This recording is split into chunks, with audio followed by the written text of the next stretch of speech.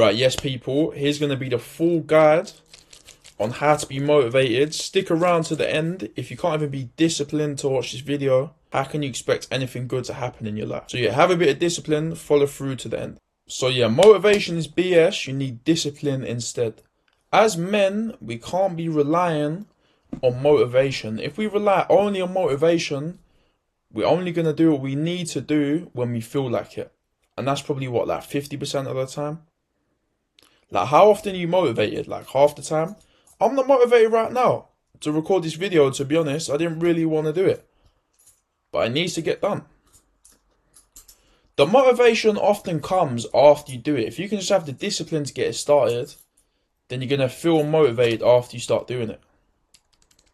You do the hard work when you don't feel like it. As men, we can't just be out here relying solely on feelings.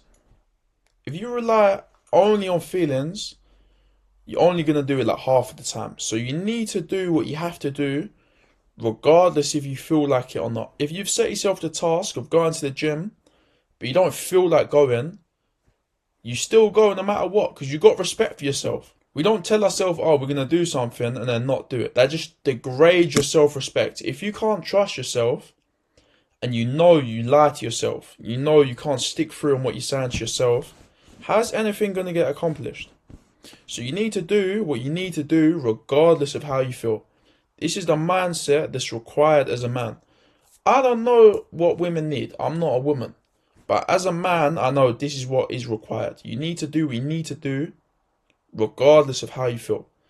It's great to feel motivated, but it's not always going to be there. So discipline is doing what you need to do even when you don't feel like it. But yeah, discipline is what you need. Motivation comes and goes, but discipline and willpower is always there in the background. It's like a safety reserve. If you can build up your discipline and build up your willpower, it's always going to be there in the back. Like I was saying, if you rely only on motivation, you're going to show up like 50% of the time. Discipline means showing up regardless, every day, no matter how you feel. Right, so we've established motivation is BS and we need discipline. So how does one go about building discipline? So every time you need to do something, but you don't want to do it, there's no motivation, this is when it's time to build your discipline muscles. Because if you're motivated, you can't be disciplined because you want to do it. So it's a mindset shift. The next time you're not motivated, you need to sit and think to yourself, this is time to work my discipline muscles. You shift it. It's a shift. You get excited that, this is hard. Great. It's time to build the discipline. So that's truly how you build the discipline. When there's something hard and you don't want to do it, that's how you build discipline. There's no other way. So say you've been working all day. You set yourself the task of going to the gym and you don't want to go. And you're like, it's the last thing you want to do. That's time to build the discipline. Imagine like discipline's a reserve. It's like a bucket of water.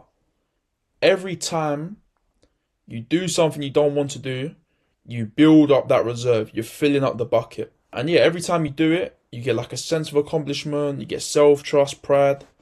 It feels nice, man. When you can trust yourself, it feels good. Discipline is good, but what is even better than discipline? Environment design.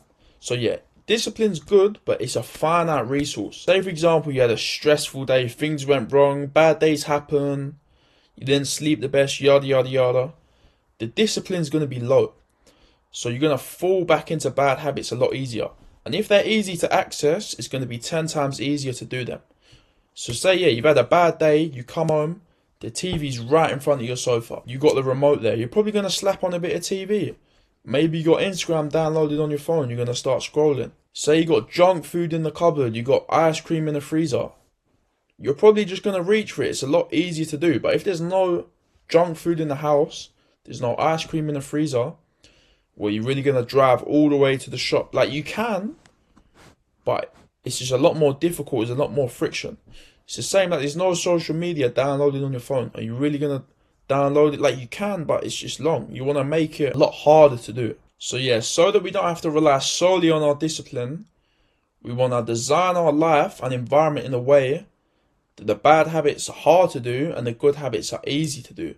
So we want to cut out like bad friends. Like, say if all your friends do is smoke and drink and just like do BS, if you hang around them, it's going to be a lot easier to just get tempted and do bad things. So if you want to level up, cut out bad people, remove distractions from your life, design your life in a way so that it's a lot harder to do the bad things. So you don't have to rely solely on discipline. And the thing is as well, once something's a habit, discipline is no longer needed. At first, it's going to take discipline to build up the habit. It's going to be challenging at first. But after something's a habit, it's part of your identity, it's part of your pride. You start actually enjoying it because you get good at it. That's when discipline is not needed. When you go to the gym consistently, anyone that goes to the gym long enough knows what I'm talking about. You actually start enjoying it. You start looking forward to it. At first, it's like the worst thing in the world. But after some time, couple of months, you start looking forward to it. So it's like discipline's required at first with any habit.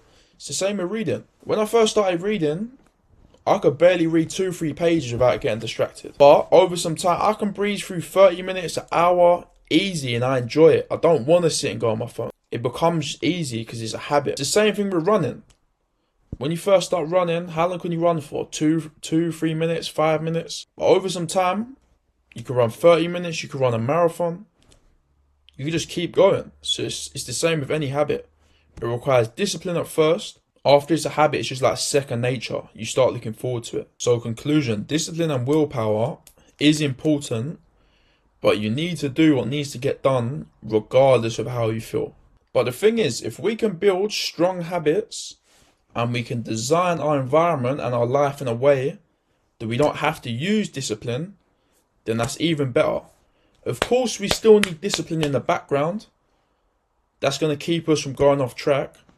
But it's better to design our life in a way so that we just naturally do the right things without even having to think. So yeah, it takes discipline and willpower at first until the habit is built. But after that, it's smooth sailing. It normally takes about 21 days to actually build a habit. So if you can use your discipline for the first 21 days, after that it's a habit. So yeah, that's it for this video. You need to make sure you're doing what you need to do regardless of how you feel. Of course, try and design our habits in a way that it's easier to do what we need to do. But sometimes you're going to have to turn up. Sometimes you're going to have to do things you don't want to do when they need to get done. And that's just life. And you feel good afterwards. It's part of the process. But yeah, any questions, let me know. Have a good one.